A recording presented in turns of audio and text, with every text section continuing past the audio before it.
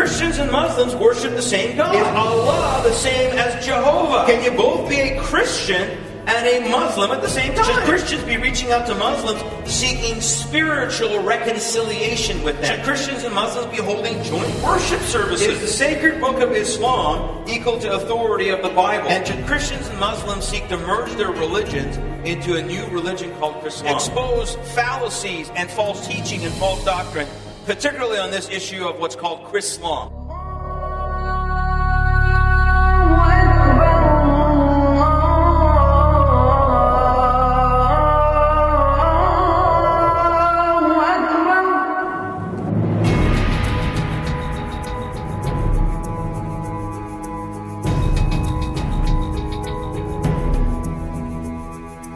They're taught that the only guarantee is they're supposed to die for Allah.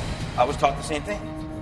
And yet here I'm learning for the first time about the gospel message of Jesus Christ, that Jesus, the true God, has died for me so I can live for Him and have eternal life.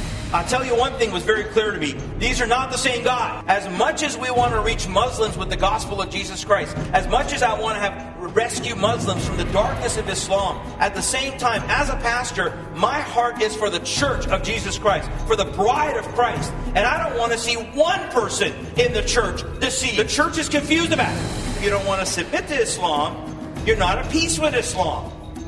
So this kind of merging and blending and mixing, even if it seems like it's working, is only temporary. How can you have a common word dialogue and believe that both books are divine if one is correcting the other? There is no common word. Both sources contradict each other. Only one can be true, folks. Only one can be divine truth. And if any Muslim is watching this video, by the way, or if you have Muslim friends out there, this is what we need to tell them.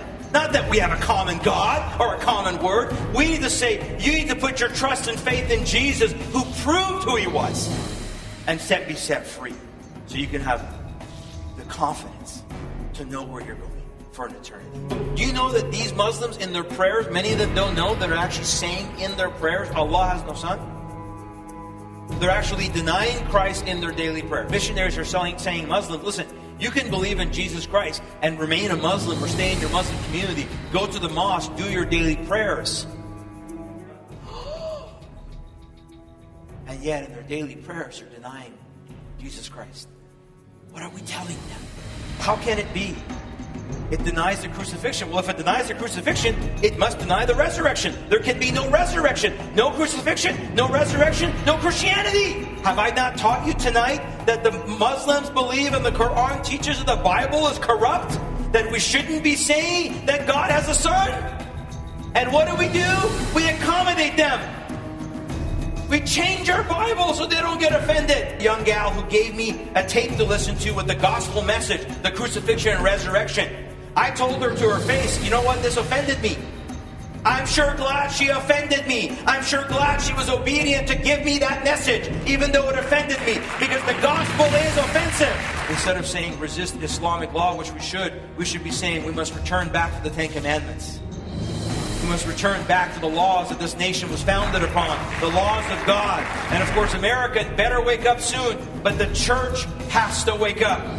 The church of Jesus Christ has to wake up.